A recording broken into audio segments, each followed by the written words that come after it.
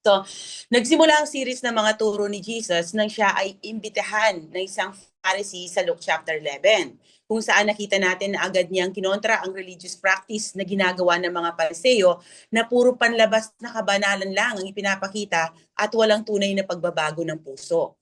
Mula roon, kinondem niya ang hypocrisy ng mga religious leaders at ipinakita na ang tunay na kalinisan ay hindi sa panlabas, kundi sa panloob, ang kondisyon ng puso ng tao sa harap ng Diyos. So habang tumatagal, lalong nagiging intense ang kanyang mga turo. Nabigay siya ng warnings sa kanyang mga listeners against hypocrisy, living for outward appearance, fear of people, and wrong priorities. Sa Luke chapter 12, nung nagsimula tayo sa chapter 12, itunuro naman niya that life is not about possessions. At ginamit niya ang parable ng rich fool upang ipakita na ang pag-iipon ng kayamanan dito sa lupa ng walang relasyon sa Diyos ay kahangalan. Then Jesus teaches his disciples about anxiety.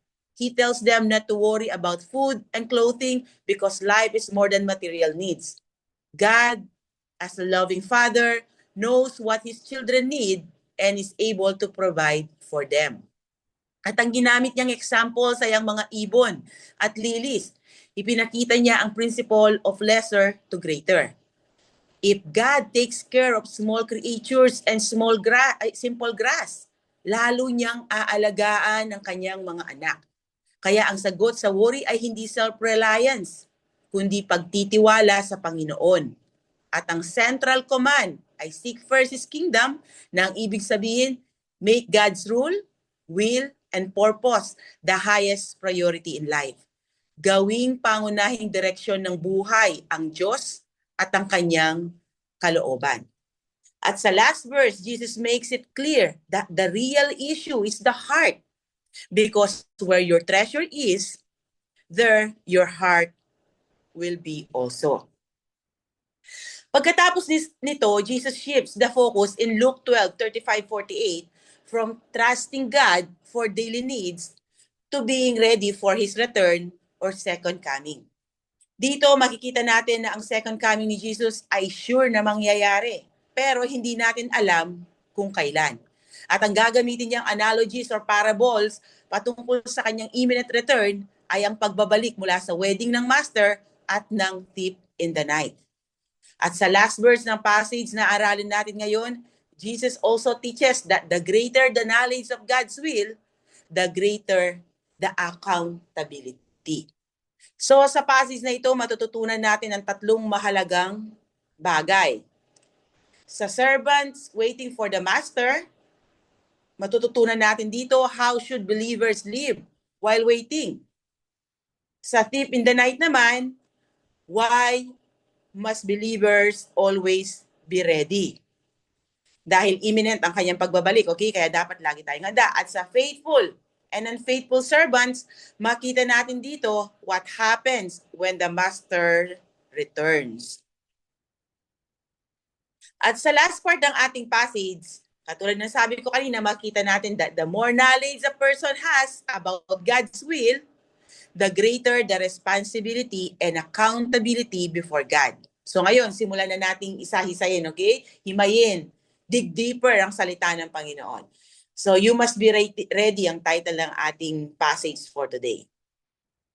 Sabi niya dito sa verses 35-37, be ready, you must be ready. Be dressed, ready for service, and keep your lamps burning, like servants waiting for their master to return from a wedding banquet, so that when he comes and knocks, they can immediately open the door for him. It will be good for those servants whose master finds them watching when he comes. Truly, I tell you, he will dress himself to serve, will have them recline at the table, and will come and wait on them. So matapos turuan ni Jesus ang kanyang mga disciples na huwag mag-alala tungkol sa kanilang mga pangangailangan, ngayon naman ay tuturuan niya sila kung ano ang dapat nilang pagkaabalahan habang naghihintay sa kanyang pagbabalik. Not anxiously waiting, but faithfully serving. So magbibigay si Jesus ng command at sasamahan niya ito ng mga illustrations or parables to further explain His command. Ang sabi niya, be dressed, ready for service. Sa original language, ang nakalagay dito ay, let your loins be girded. Ang literal na idea nito is let your waist be belted or keep your belt fastened. Ang loins ay tumutukoy sa waist or hip area. At ang ibig sabihin naman ng girded ay nakatali o nakasecure gamit ang sinturon o belt para maging handa sa pagkilos. So sa time ni Jesus Christ, both men and women wore flowing robe or tunic na makikita pa rin natin ngayon sa ilang Middle Eastern countries. Ganyan ang pangkaraniwang kasuotan ng mga tao noong panahon ni Jesus Christ.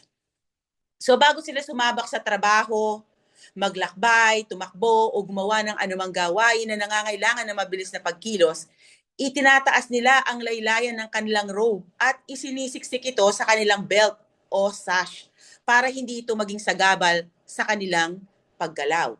So tignan natin, okay, kung paano nila ginagawa yun. The basic clothing for both men and women was the tunic. It was much like a sack with holes cut out for the head and arms. A piece of leather or folded cloth was worn at the waist like a belt and was known as a girdle. When it was time to work, the long tunic would get in the way. They brought the loose ends and tucked them into the girdle, which gave their legs freedom of movement. This was called girding up your loins. In the gospel usage, girding up your loins means to prepare yourself, work hard, and give service in the kingdom. Ginamit din ni God ang phrase na ito sa Old Testament, sa Exodus 12:11, habang naghahanda ang mga Israelites para sa Passover meal at sa kanilang pag-alis mula sa Egypt. So basahin natin. Pakibasa, Kuya Ian. Now you shall eat it in this manner, with your loins girded, your sandals on your feet, and your staff in your hand, and you shall eat it in haste. It is the Lord's Passover. Sorry, hindi ko napaghiwala yung Tagalog. Okay? So ibig sabihin, dapat silang kumain na handa ng umalis anumang oras. So sa pagsasabi ni Jesus dito, let your loins be girded, ibig sabihin, keep your belt on and be ready to move. Pero hindi literal na belt ang gustong sabihin ni Jesus Christ dito, okay? Kundi ang spiritual meaning nito ay dapat laging handa ang kanyang mga disciples sa kanyang pagbabalik. Katulad ng mga Israelites na handang umalis sa Egypt anumang oras na utusan sila ng Diyos, ganito rin dapat ang mga disciples ni Christ na mumuhay ng handa, alerto at tapat habang hinihintay ang kanyang pagbabalik. So Jesus is coming again. Sure iyon, okay? Therefore, be ready and keep your lamps burning. In other words, don't go to sleep spiritually. Don't become careless, complacent, or indifferent while waiting for your master. Don't put your light out. Sa ancient times, kapag naghihintay ang mga servants sa pagbabalik ng kanilang master, lalo na kung gabi, nakasindi ang kanilang mga ilaw. Ang mga ilaw ay sign na sila ay gising, alert, at handang salubungin siya anumang oras na siya ay dumating. Kapag ang mga ilaw ay pinatay, kadalasan ito ay indikasyon na sila ay magpapahinga na o matutulog na. Ngunit nakita natin dito ang utos ni Jesus Christ ay panatiliing nakasindi ang kanilang mga ilaw. So again, hindi literal na ilaw ang tinutukoy dito, okay? Kundi ito ay naglalarawan ng spiritual alertness at readiness. Kaya ang mga disciples ay hindi dapat maging spiritually asleep, spiritually lazy, o spiritually distracted sa mga bagay ng mundo. Instead, dapat silang mamuhay ng may pananampalataya, pagsunod, at pananabik sa muling pagbabalik ng Panginoon. Ang pinipicture ni Jesus dito ay mga servants na hindi natutulog, hindi pabaya, at hindi idle, but ready to serve the moment the Master arrives. Then sa susunod na verses, gagamit si Jesus Christ ng isang parable upang ipaliwanag kung bakit kailangan laging handa ang kanyang mga disciples. Ipapakita niya sa pamagitan ng parable na ito na ang kanyang pagdating ay sigurado, ngunit ang eksaktong oras nito ay hindi inaasahan.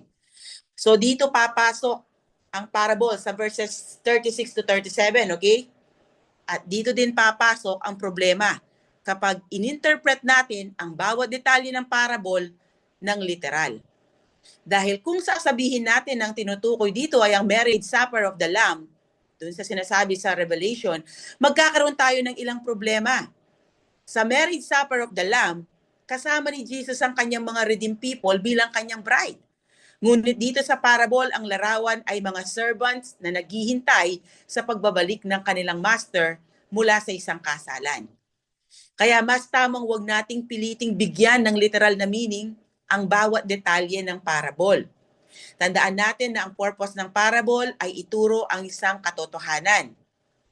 Ang focus ng parable na ito ay hindi ang marriage supper of the Lamb, kundi ang pagiging handa sa pagbabalik ng Panginoon.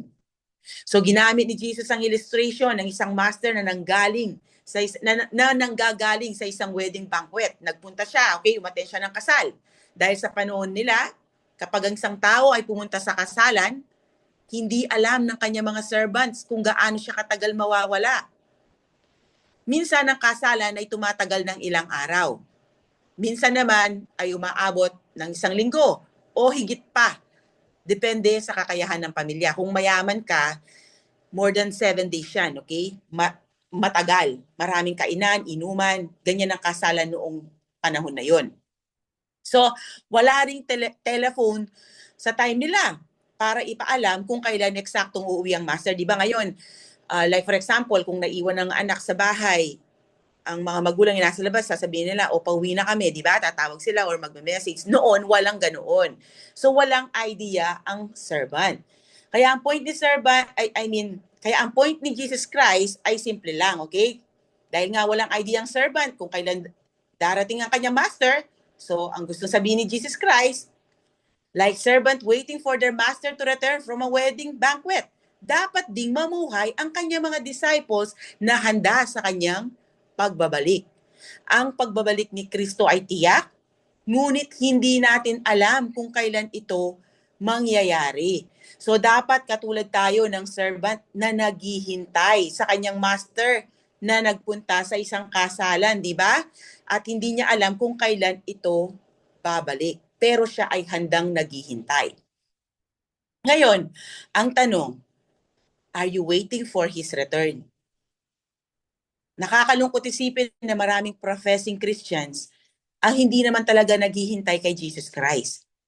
Ang iba ay mas interesado pa sa mga signs, sa Antichrist o sa mga speculative end times theories kaysa sa Panginoon mismo. Ngunit ang command ni Jesus Christ dito, dapat tayo ay handa at naghihintay sa kanyang pagbabalik katulad ng mga servants sa parable. Kaya sinabi niya, so that when He comes and knocks, they can immediately open the door for Him. Simple lang ang ibig niyang sabihin dito. Ang mga servants ay laging handa para sa pagdating ng kanilang master. Hindi sila natutulog sa kanilang tungkulin.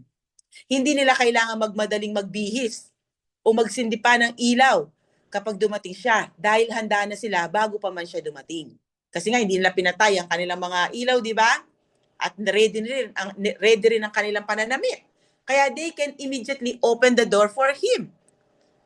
Then, it will be good for those servants whose master finds them watching when He comes. What are they watching for? They are watching for their master's return. Ang focus nila ay ang pagbabalik ng kanilang master at ganun din dapat ang mga disciples ni Christ. Ang ating pag-asa at pag-aabang ay dapat nakatuon kay Jesus mismo. Sadly, tulad ng nasabi ko kanina, maraming Christians na mas concerned pa sa Antichrist kaysa kay Jesus Christ. Napakaraming book sa market na ang content is how to recognize the Antichrist. Kids, we don't need to read tons of books to be able to recognize the Antichrist, okay? Ang kailangan lang natin ay makilala si Jesus Christ. Kung sino talaga siya base sa sinasabi ng Bible. Dahil kung kilala mo ang Jesus ng Bible, you'll recognize the Antichrist. You'll know the fake if you know the real thing. May nabasa nga akong article na ang mga eksperto daw na nagde-detect ng mga counterfeit money ay hindi pag-aaral ng fake money ang kanilang focus. Actually, ang main focus nila ay ang pag-aaral ng totoong pera. Bakit? Dahil kapag kabisado mo ang tunay, madali mong makikilala or madedetect ang fake. Ganon din sa Christian life. Hindi tayo tinawag para ma-obsess sa Antichrist. Ang pinakamahalagang bagay ay makilala natin ng lubusan ang tunay na Kristo. Kapag kilala mo ang tunay na Kristo ayon sa sinasabi ng Bible, mas madali mong makikilala ang fake Christ or Antichrist. Kaya huwag tayong ma-obsess sa pag-aaral sa mga signs or sa Antichrist, kundi kay Jesus Christ mismo, okay? Ngayon, tignan natin ang pinaka-important part ng parable. At ito ay ang reward na naghihintay sa mga faithful servants. Truly, I tell you, he will dress himself to serve, will have them recline at the table, and will come and wait on them. So this is a cultural reversal. In the ancient world, it was unthinkable for a master to serve his servants. The normal order was clear. Servants serve the master, not the other way around. Kaya nakakagulat ang larawang ito na ginamit ni Jesus Christ. However, the point is not to interpret every detail of the scene in a strictly literal way or to construct a precise picture of how the banquet will unfold. Think about this instead. Jesus is using a shocking illustration to show the extraordinary grace and honor that he will give to his faithful servants. He flips cultural expectations to highlight the greatness of his reward. Nakita natin ang ganitong humility ni Christ during his first coming, especially when he washed the disciples' feet. At his first coming, Jesus came as the suffering servant. He humbled himself, served, and gave his life as a ransom for many. But at his second coming, he will come as the King of Kings and the Lord of Lords. Kaya dito sa inaaral natin, the emphasis is not on the repetition of service in a literal sense, but on the reward and fellowship that await those who remain faithful. So ang main idea, hindi primarily tinuturo ni Jesus ang mechanics kung paano siya magsiserve, okay? Kundi ipinapakita niya ang hindi matatawarang blessing and honor na ibibigay niya sa mga tapat na lingkod niya na kanyang madadatnan na handang naghihintay sa kanya. Kaya gumamit siya ng larawan na halos imposible sa normal culture to highlight how great the reward will be for those found faithful at his coming. Kaya ang main point ng parable is this: those who are found ready, alert, and faithful at his coming will be richly blessed and honored by the Lord. Katulad ng sinabi niya sa parable of the talents sa Matthew 25, verses 21 and 23. Sabi niya dito, well done, good and faithful servant. You were faithful over a few things. I will put you in charge of many things. Share your master's joy. Ito ang inaasam ng bawat tunay na mananampalataya. To hear the approval of the Lord and to share in His joy forever. Tandaan natin, hindi ang init ng simula ang sukatan ng faithfulness, kundi ang pagpapatuloy sa pagiging handa at tapat hanggang sa pagdating ng Panginoon. Ngayon, maaaring may magtanong, paano kung matagalan ang pagdating ng Master? Paano kung hindi siya dumating kaagad? Alam ni Jesus na yun ang maaaring isipin ng kanyang mga disciples or ng mga babasa ng sulat na ito. Kaya sa verse 38, He expands the illustration even farther. Hindi lang dapat handa sa simulan ng paghihintay ang servants, dapat manatiling handa sila kahit gaano pa ito katagal. Kaya ang sabi niya, it will be good for those servants whose master finds them ready, even if he comes in the middle of the night or toward daybreak. So sa ibang translation, hindi middle of the night ang nakalagay dyan or toward daybreak, kundi second watch and third watch.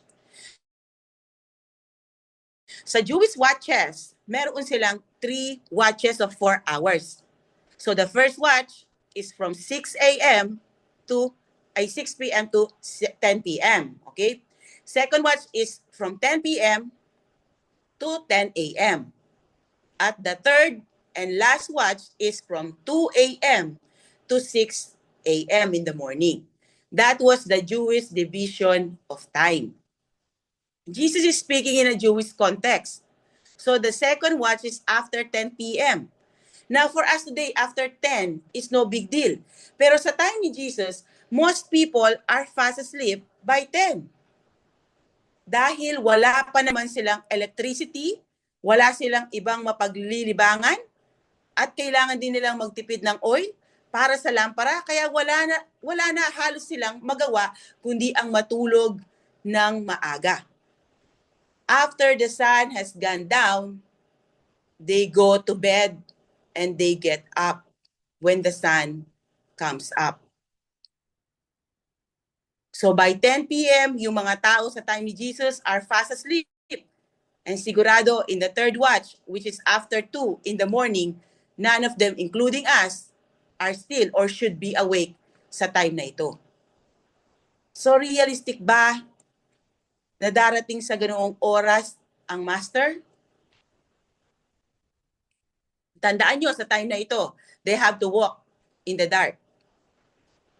Wala pang mga sasakyan na may ilaw. Wala pang public transport. Kaya they have to walk or ride a camel or horse. At hindi rin pangkaraniwan na naglalakbay ang mga tao sa ganitong oras dahil maraming robbers na nagtatago sa mga bushes. So people in those time would generally plan their trip. Aalis silang may araw pa para makarating sila sa kanilang destination na maliwanag pa rin. Kaya unrealistic, okay, to expect the master to come in the middle of the night or toward daybreak. But listen, kids, he may come in the middle of the night or toward daybreak. And that's exactly the point of the parable. The master will come at a time the servants don't expect it. Kaya maraming evangelical at reformed preachers ang naniniwala na itinuturo ng Bible ang imminent return ni Christ. Ang ibig sabihin ng imminent ay maaari itong mangyari anumang oras at walang sino mang nakakaalam ng eksaktong oras nito. Ang mga verses na sumusuporta nito ay sa Matthew 24, verses 42 to 44. Pakibasa, Ate Rain. Therefore be alert, since you don't know what day your Lord is coming. This is why you are also to be ready, because the Son of Man is coming at an hour you do not expect. Okay, ganoon din sa James 5 verses 8 to 9. Pakibasa, Ate Aliyah.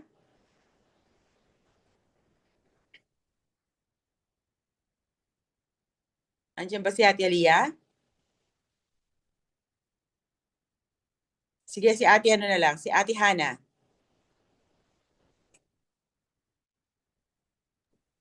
You also must be patient. Strengthen your hearts, because the Lord's coming is near. Brothers and sisters, do not complain about one another, so that you will not be judged. Look, the judge stands at the door.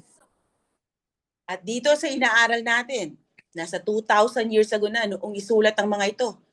Pero makikita natin na kahit sa time na iyon, sinasabing ang mga disciples ni Christ na laging maging handa sa kanyang biglang pagbabalik.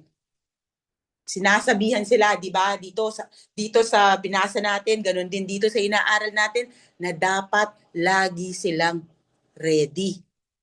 Ang argument ng mga evangelical at reformed preachers ay kung alam mo daw ang lahat ng mangyayari bago bumalik si Kristo, hindi mo kailangang maging handa sa lahat ng oras.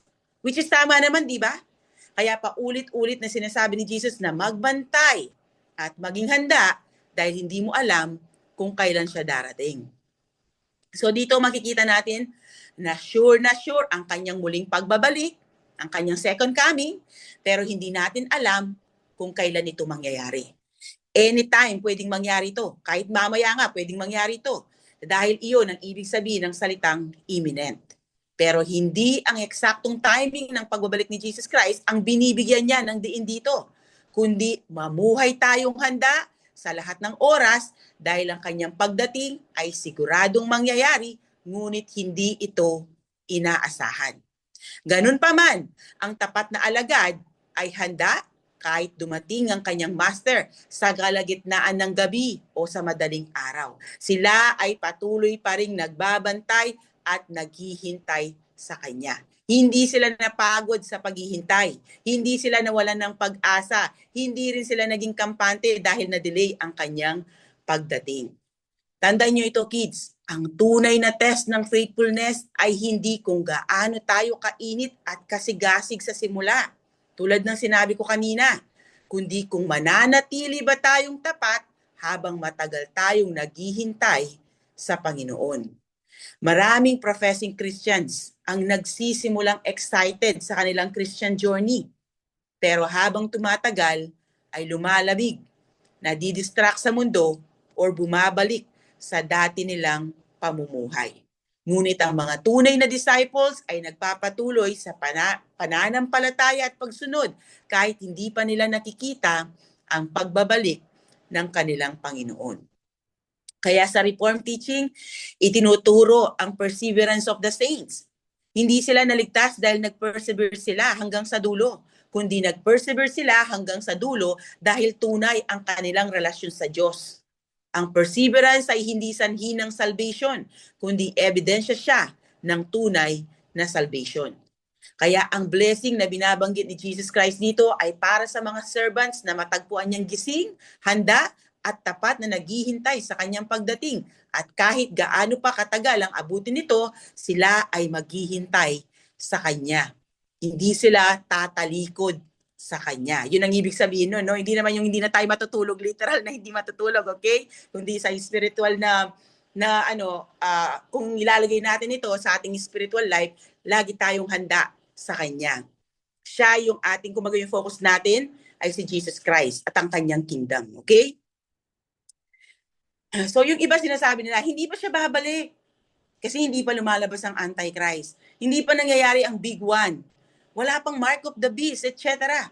But the point of Jesus, He will come when we don't expect it. And no matter when He arrives, even if He comes in the middle of the night or toward daybreak, He would bless His ready servants.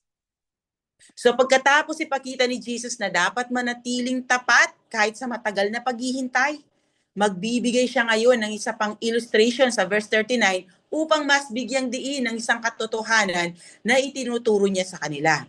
Ang kanyang pagdating ay tiyak, ngunit hindi ito inaasahan. Sabi niya, but understand this, if the owner of the house had known at what hour the thief was coming, he would not have let his house be broken into. You also must be ready, because the Son of Man will come at an hour when you do not expect him. So walang kinalaman ng parable ng thief in the night sa previous illustration about the master returning from a wedding banquet, in the sense na magkaibang illustration sila, okay? Pero iisa ang pangunahing tema. So parang nasa ibang page sila sa iisang libro. Pero pareho silang nagtuturo ng iisang katotohanan sa magkaibang anggulo nga lamang. Sa returning master illustration, ang focus ay kung paano dapat mamuhay ang servant habang naghihintay. Dapat ito ay faithful, alert, at actively serving. Hindi lang sila gising, kundi ginagawa nila ang kanilang responsibilidad habang inaasahan ang pagdating ng kanilang master. Ngayon naman sa thief in the night illustration, ang emphasis ay iba. Hindi mo alam kung kailan siya darating. Kaya dito nakafocus ang idea ng surprise, urgency, at unpredictability. Hindi kinukumpara dito si Jesus sa isang magnanakaw sa moral sense, okay? Obviously, hindi siya magnanakaw. Ang point ay ang paraan ng kanyang pagdating. Ito ay biglaan at hindi inaasahan. Tulad ng isang magnanakaw na dumarating ng walang abiso o paalam. Walang magnanakaw na nagbibigay abiso or nagsasabi na magnanakaw sila, di ba? Hindi sila magpapadala ng message para sabihin, oh, humanda ka mamayang gabi at nanakawan ka namin. Walang gano'n, di ba? Walang matinong magnanakaw na gagawa nun. Ang mga magnanakaw, hindi yan nagbibigay ng advance notice bago sila manloob or magnakaw. Ngayon, kung maghahanda ka lang when you expect danger, you will likely be caught off guard. Sa mga lugar na talamak ang nakawan or maraming akyat bahay, what you need is not occasional preparation, but constant readiness. So ganun din sa ating spiritual life. Hindi tayo dapat namumuhay na handa lamang kapag pakiramdam natin ay malapit na ang pagbabalik ni Jesus Christ. Dapat araw-araw tayong namumuhay na handa, tapat sa Panginoon, at may eternity in mind. Dahil ang tanging paraan para maging handa sa hindi inaasahang pagdating ni Jesus Christ ay ang mamuhay na handa sa lahat ng oras. So Jesus' point is not figure out when I am coming, but rather be ready because you do not know when I am coming. Since we do not know when Christ will return, the wisest way to live is to be ready every day. Kaya ang sabi niya sa verse 40, you also must be ready because the Son of Man will come at an hour when you do not expect Him. So, ibig sabihin, hindi ito tungkol sa pag-compute ng timing o pag-decode ng mga signs para malaman ang eksaktong araw at oras ng kanyang pagdating. Ang emphasis ni Jesus ay hindi prediction, kundi preparation. Hindi siya nagsasabi na mag-calculate tayo ng panahon, kundi mamuhay tayong handa sa lahat ng oras. Kaya ang idea ng imminence dito ay hindi tungkol sa pagtatakda ng date, kundi sa readiness na maaaring dumating ang Panginoon anumang oras. It doesn't matter how long it takes to happen. It is still imminent. It is still at hand. It is still at the door. Kaya it can happen at any moment. Kahit mamaya, pwede nga itong mangyari. Tulad na sabi ko, di nyo alam, di natin matapos to, di ba? Walang nakakaalam. But some Christians don't believe it because maybe they are not ready.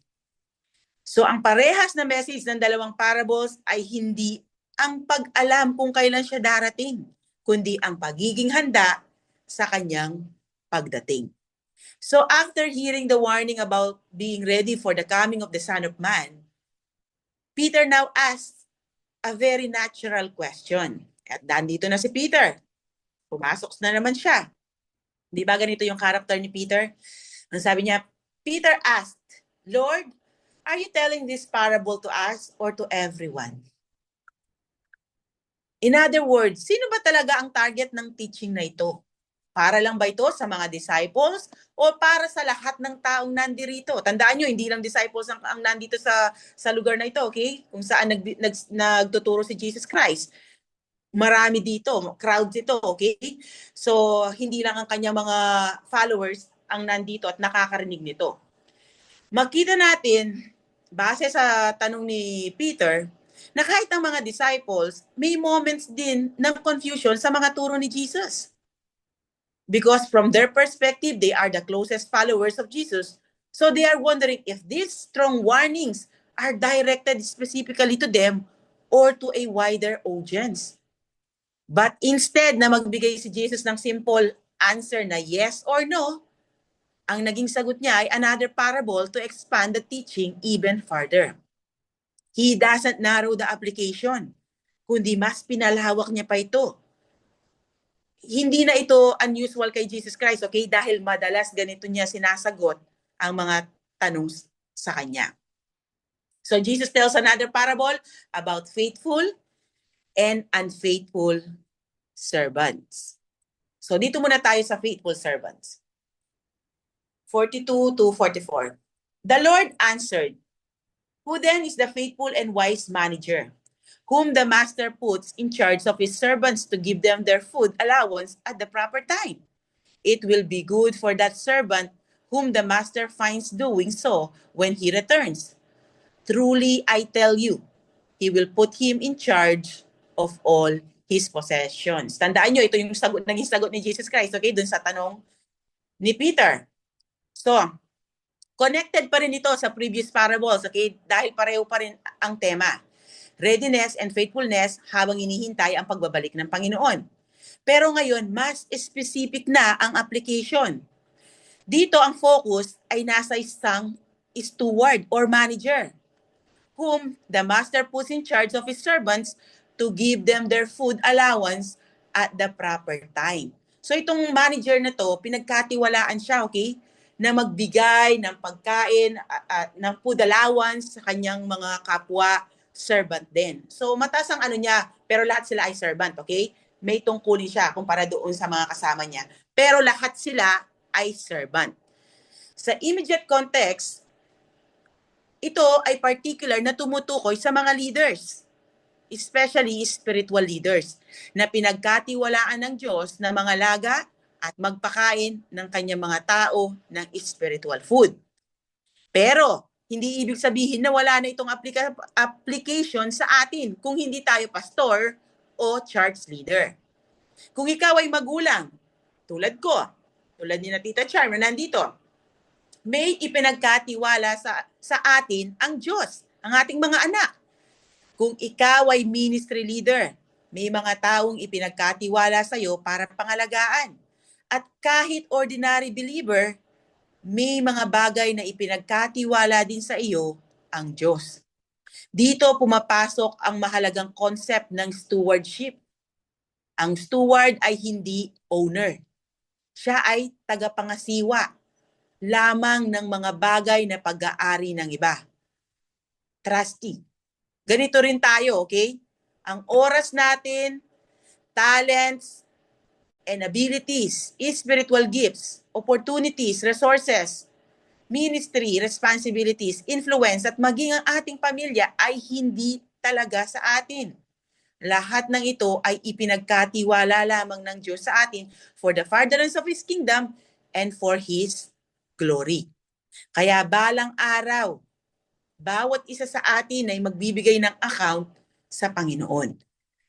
Parang tatanungin niya tayo, what did you do with what I entrusted to you? Though hindi literal na ganun, okay? Ano lang, parang naisip ko lang na parang one day, aharap tayo sa kanya at tatanungin tayo ng ganun. So, kung ikaw ay katulad ng servant dito, na faithful and wise manager, blessing or reward ang matatanggap mo. Kaya ang sabi niya sa verse 43, it will be good for that servant whom the master finds doing so when he returns. Doing what? Doing what the master entrusted him to do. Hindi siya idle. Hindi siya nakaupo lang habang naghihintay. Hindi rin siya abala sa mga bagay na hindi ipinapagawa sa kanya. Faithfully niyang ginagawa ang kanyang assignment habang wala ang kanyang master. Katulad ng sinabi ni Jesus sa Luke 19:13, put this money to work until I come back. In other words, keep serving, keep working, keep obeying, keep doing what God has called you to do until Christ returns. Hindi sapat na sabihin nating naghihintay tayo kay Jesus. Habang naghihintay tayo, ang faithful servant ay may ginagawa para sa glory ni God at sa furtherance ng kanyang kingdom. Tayo ay tinawag upang maglingkod, magbahagi ng good news, make disciples, at gamitin ang mga kaloob na ibinigay ng Diyos para sa kapakanan ng iba at sa kalwalhatian niya. At para sa mga servant na matagpo ang faithful sa kanyang pagdating, ang sabi ni Jesus Christ, truly I tell you, He will put him in charge of all his possessions. So again, kailangan nating tandaan na parable ito, okay? Magkakaproblema din tayo kung iti-take natin ito literally. Dahil kung faithful ka, ang sabi dito, ipagkakatiwala niya sa'yo all his possessions. Ang problema doon, paano kung faithful din ang kasama mo? Kung ipinagkatiwala na niya lahat sa'yo, ano pa ang ipagkakatiwala niya sa kanyang ibang faithful servants? Kaya hindi natin dapat i-take ito literally, okay? Ang point ay hindi ang eksaktong detalye ng reward, kundi ang certainty ng reward. Ang pangunahing idea ay ito: God richly rewards faithfulness. So ngayon, ano mismo ang reward na iyon? Well, hindi natin alam. We really can't say kung ano ba talaga. Pero ang sabi ni Apostle Paul, no eye has seen, no ear has heard, and no mind has imagined what God has prepared for those who love Him. So isang bagay ang sigurado tayo. Ang reward na inihanda ng Panginoon para sa kanyang mga tapat na servant ay higit pa sa ating maiisip. Ngayon, baka sabihin ng ilan sa inyo, hindi naman ako pastor or leader. Hindi rin ako magulang. Ako ay isang estudyante pa lamang. Paano ito applicable sa akin? Actually, very applicable din ito sa inyong mga estudyante na nandito ngayon, okay? Kahit hindi kayo church leaders, maaaring ngayon hindi pa, may mga bagay na ipinagkatiwala sa inyo ang Diyos. Kasama rito ang inyong pag-aaral, oras, talents, abilities, family responsibilities, friendships, at mga opportunities na ibinibigay ng Diyos sa inyo. Ang tanong ay hindi, what do I want to do? Ang tanong ay, what has God entrusted to me right now? Nag-aaral ka ba ng mabuti at tapat? Ito ba ang priority mo? Honest ka ba sa iyong exams? Sinusunod mo ba ang iyong mga magulang? Tumutupad ka ba sa iyong mga pangako? Handa ka bang tumulong kahit walang nakakakita? Minsan iniisip ng mga kabataan na pag nagkaedad na sila, doon na lang sila magsiserve sa Diyos. Pero ang faithfulness ay hindi nagsisimula kapag naging pastor ka, o ministry leader ka, o nagkaedad ka na. Nagsisimula ito ngayon. Now kids, okay? Hindi tinatanong ni Jesus kung gaano kalaki ang iyong responsibility. Ang tanong niya ay kung gaano ka katapat sa responsibility na meron ka ngayon. Because if you cannot be faithful in the small things God has given you today, why would He entrust you with greater things tomorrow? Kaya submit your life to Jesus and serve Him in your simple way. Dedicate your life to Him. Huwag nyo nang hintayin na magkaedad pa kayo bago nyo isubmit ang buhay nyo sa Diyos dahil hindi natin hawak ang bukas. Ngayon, matapos ilarawan ni Jesus ang faithful servant at ang kanyang reward, ipapakita naman niya ang kabaliktaran nito. Ang mangyayari kung ang servant ay hindi mamuhay na parang babalik ang kanyang master. Paano kung isipin niya na matatagalan pa ang pagdating ng kanyang Panginoon at gamitin niya ang posisyon na ipinagkatiwala sa kanya para sa sarili niyang kapakanan?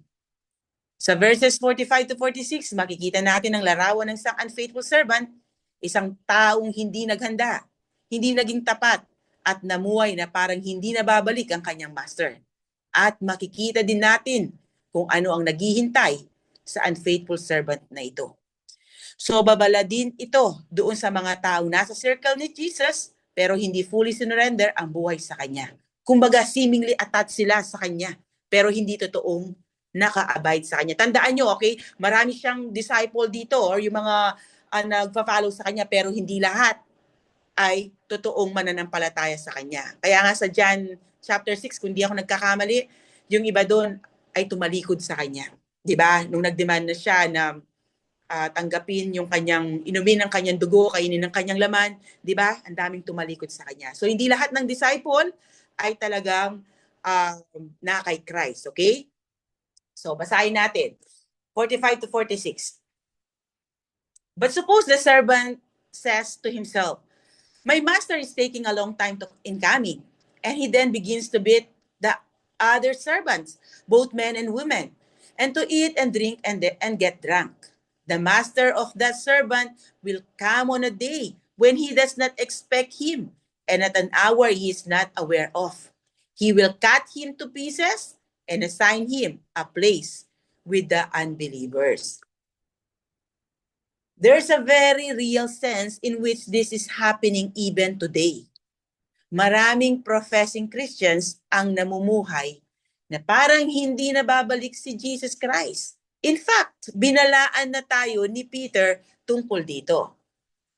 Basahin natin sa 2 Peter. Pakibasa, Ate Chloe. Most importantly, I want to remind you that in the last days, scoffers will come, mocking the truth and following their own desires. They will say, "What happened to the promise that Jesus is coming again? From before the times of our ancestors, everything has remained the same since the world was first created." At sinagot sila ni Apostle Peter sa verses 9 to 10. Pakibasa, Sophia.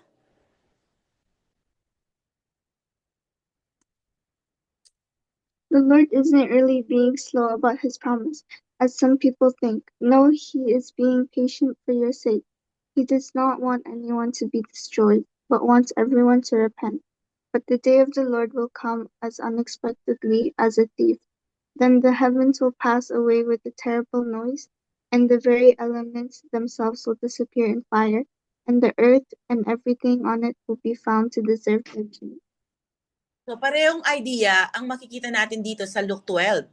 Ang problema sa servant na ito ay hindi lang siya naging careless.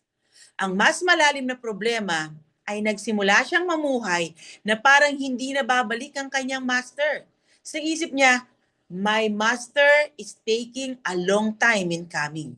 So nung pumasok sa isip niya, ang maling paniniwalang iyon, nagbago ang kanyang pamumuhay.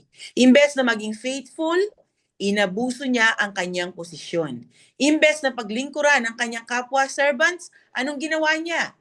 He then begins to beat the other servants, both men and women, and to eat and drink and get drunk.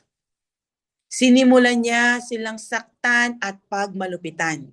Imbes na mamuhay para sa kanyang master, namuhay siya para sa sarili niyang kaligayahan.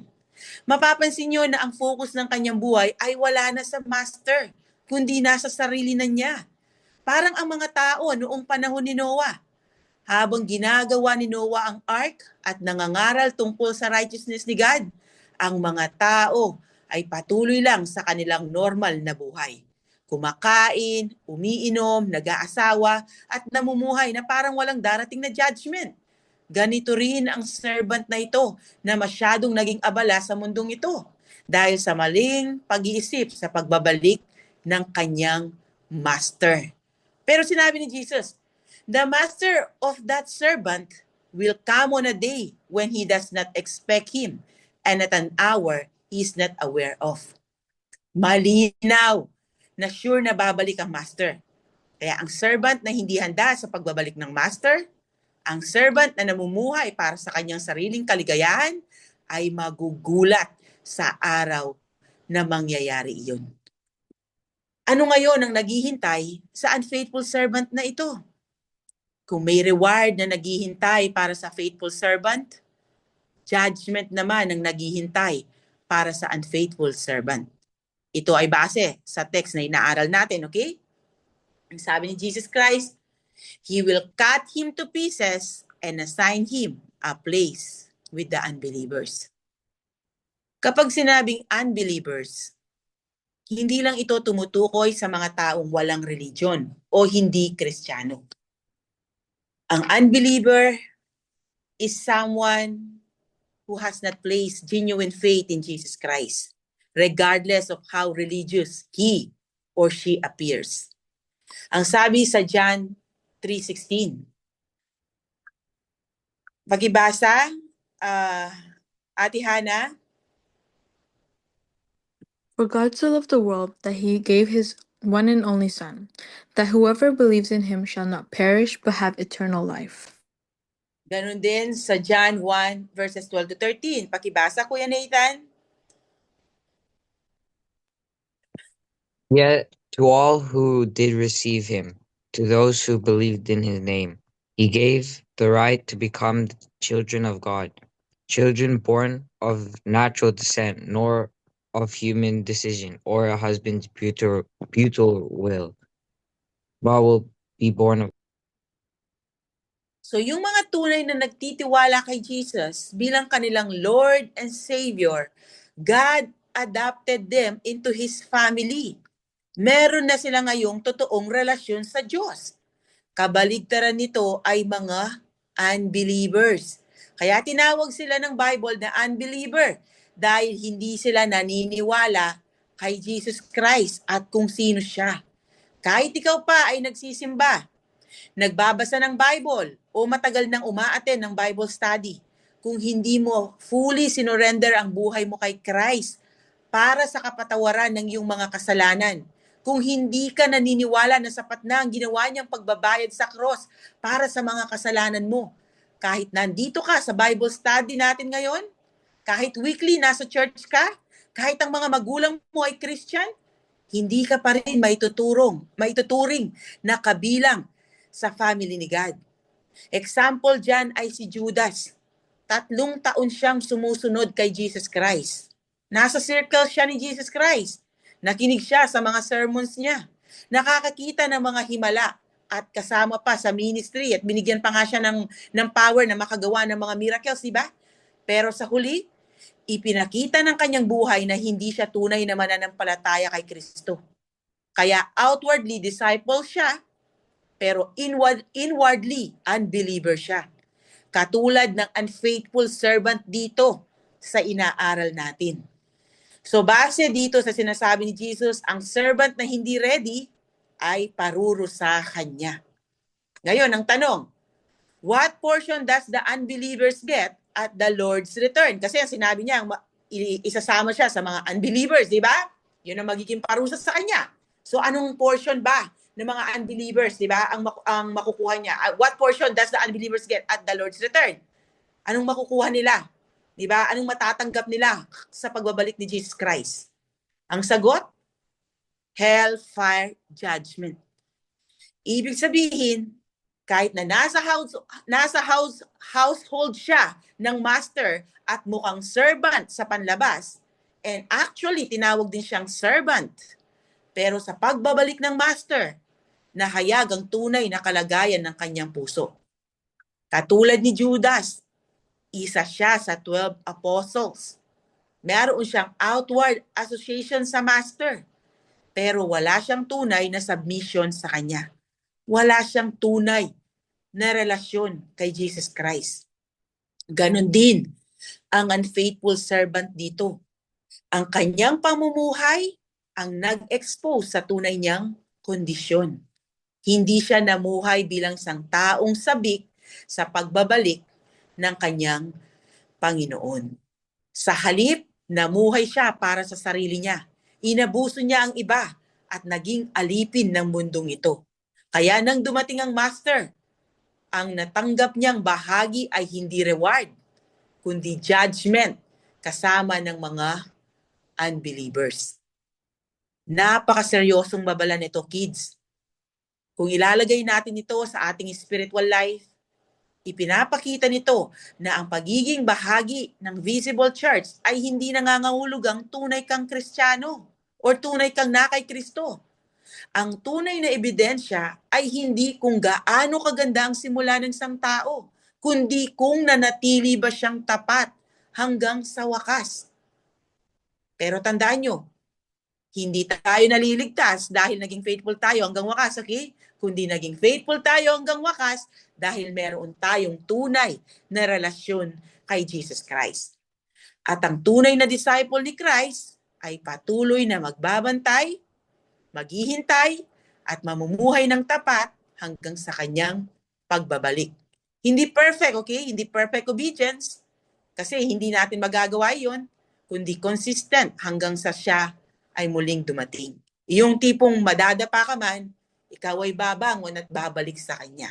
Yun ang totoong servant ni Christ. Yun ang totoong disciple ni Christ. Okay? Ngayon, matapos ilarawan ni Jesus ang judgment ng unfaithful servant, may isa pang mahalagang tanong na kailangang sagutin. Pare-pareho ba ang magiging accountability ng lahat ng tao sa harap ng Diyos, or does it vary depending on the light and knowledge they received? Sa verses 47 to 48, i-explain ni Jesus na habang lahat ng unbelievers ay haharap sa judgment, hindi pare-pareho ang kanilang punishment. Ang mas maraming natanggap na liwanag at kaalaman tungkol sa kalooban ng Diyos ay mas malaki ang pananagutan. 47 to 48. The servant who knows the master's will and does not get ready or does not do what the master wants will be beaten with many blows. But the one who does not know and does things deserving punishment will be beaten with few blows.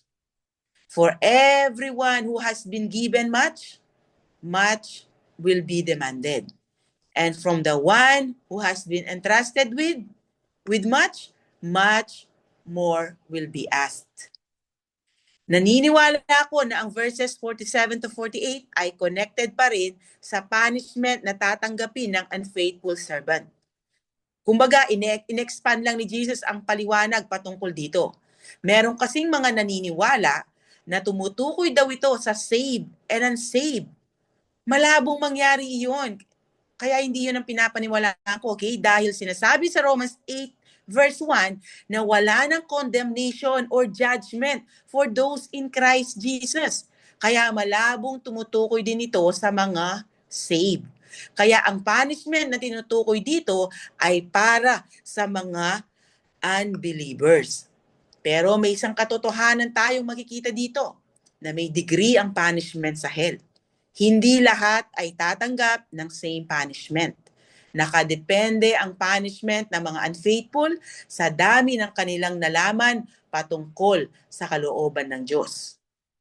The servant who knows the master's will and does not get ready or does not do what the master wants will be beaten with many blows. Ano ang mapapansin nyo dito? Alam niya ang kalooban ng kanyang master. Hindi siya ignoranteng tao, pero hindi niya ito sinunod. Kung ilalagay natin ito sa ating spiritual na buhay, this represents people who have greater exposure to God's word. Maaaring ang taong ito ay outward, kumbaga yung outward Christianity lang ang meron siya. Maaaring professing Christian lang siya, okay, ganun. Maaaring active siya sa pag-attend ng mga gawain ng Diyos. Maaaring part din siya sa isang visible church. Maaaring marami siyang alam tungkol sa Bible. Pero ang problema, hindi siya sumusunod sa mga turo ni Jesus Christ at hindi talaga siya makakasunod dahil wala sa puso niya ang mga ito. Ito yung tinatawag na head knowledge lang. Wala sa puso. Kaya hindi nakikita sa kanyang buhay. Kaya mas mabigat ang punishment na naghihintay sa taong ito kumpara doon sa mga taong hindi alam or kakaunti ang nalalaman or exposure sa salita ng Diyos. Tulad ng sinabi ni Jesus sa first part ng verse 48. But the one who does not know and does things deserving punishment will be beaten with few blows. Hindi ibig sabihin nito na innocent siya or saved siya, okay? He is still accountable and is still judged. But compared to the first servant, mas kaunti ang liwanag na natanggap niya, kaya mas magaan ang punishment niya. So the principle is clear. Greater light brings greater responsibility. This is consistent throughout scripture. For example, in Matthew 11, verses 21 to 22, where Jesus rebukes Chorazin and Bethsaida. Basahin natin. Pakibasa, Kuya Ian. Woe to you, Chorazin! Woe to you, Bethsaida! For if the miracles that were performed in you had been performed in Tyre and Sidon, they would have repented long ago in sackcloth and ashes. But I tell you, it will be more bearable for Tyre and Sidon on the day of judgment than for you. Same truth sa itinuturo dito ni Jesus. Mas maraming revelation or nalalaman, mas mabigat ang accountability. Kaya makikita natin dito na hindi pantay-pantay ang degree of judgment kahit pare-pareho ang final destination ng mga unbelievers. At tinapos ni Jesus ang section na ito sa pagsasabing, from everyone who has been given much, much will be demanded. And from the one who has been entrusted with much, much more will be asked. Babala ito sa mga kausap niyang nakakarinig sa mga turo niya. At ganoon na din sa atin na hindi pa fully nagtitiwala kay Jesus Christ. Sa mga taong hindi pa sinurrender ang buhay nila sa kanyang lordship. Malinaw sa text na ito that every privilege from God, like knowledge, exposure to the truth, opportunities, resources, and many more, comes with corresponding responsibility. Habang mas marami ang ipinagkakatiwala ng Diyos sa isang tao, mas malaki rin ang kanyang pananagutan sa Diyos. Dahil kung ano ang gagawin mo sa mga natanggap mo, kaalaman man yan or kakayahan, doon makikita kung may relasyon ka sa Diyos o wala. Kaya para sa atin na nakakarinig ng salita ng Diyos linggo-linggo, hindi lamang ito isang privilege, kundi isa itong seryosong responsibility. Ano ang gagawin mo sa mga narinig mo? In the end, the message is clear. Dito na tayo sa ating final message. The Christian life is not only about trusting God for daily provision, but also about living faithfully and being ready for Christ's return. Because how we live shows where our true treasure really is. Kaya ang tanong ay hindi lang, may alam ba ako tungkol sa Diyos? Kundi, ano ang ginawa ko sa mga katotohanang ipinakita niya sa akin? Nawa ang sagot natin ay magbibigay kaluguran sa ating Panginoon na si Jesus Christ. So dito nagtatapos ang ating napakagandang lesson for today. Nawa marami kayong natutunan at na-bless sa ating pag-aaral. Thank you for listening. To God be all the glory. God bless everyone.